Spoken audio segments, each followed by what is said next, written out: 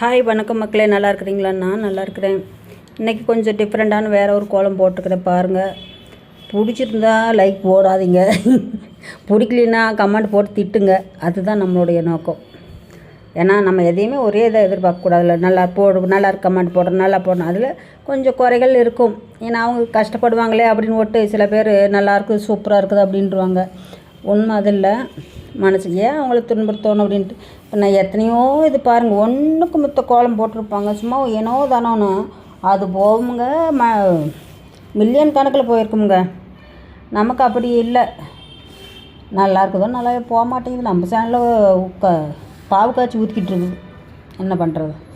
அது நம்ம கொஞ்சம் டைம் வேணுமுங்க. நல்ல டைம் இருந்தால் தான் போட்டுக்கிட்டு போகும், இல்லைன்னா அதுவும் போகாது. கொஞ்சம் கொஞ்சம் போகட்டும், அப்படியே பார்ப்போம். மெதுவாக முன்னேறி வரலாம்.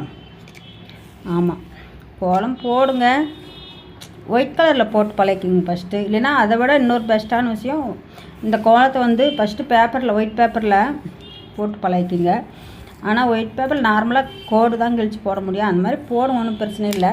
அதுக்கு மேலே வெள்ளை கோலப்பொடி எடுத்து போட்டுக்குங்க. இன்னும் கொஞ்சம் உங்களுக்கு சிக்கனமாக இருக்கணும் அப்படின்னா கொல்லி மலன் மாதிரி இருக்கும்ல, மலன் எடுத்து கட்டந்தரை இருக்குங்க வருங்க, அந்த இடத்துல வாசலில் தண்ணியெலாம் சாணி தண்ணியெலாம் போட்டு தொளிச்சிருப்பாங்கள்ல, அந்த இதில் நீங்கள் அந்த மணலில் வச்சு போட்டு பாருங்கள்.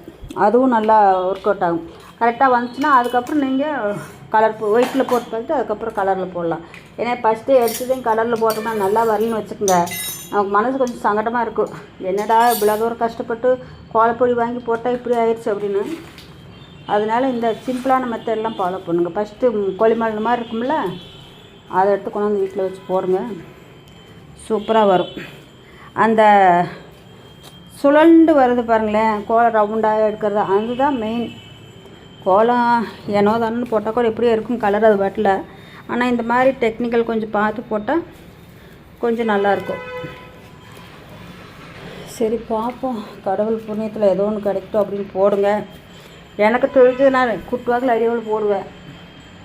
நல்லா இருக்குதோ நல்லா இல்லையோ போட்டு அடித்து விடி போட்டும் அப்படின்னு.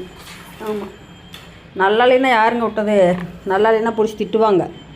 அதனால் நல்லா இருக்குதுன்னு சொல்லிடணும்.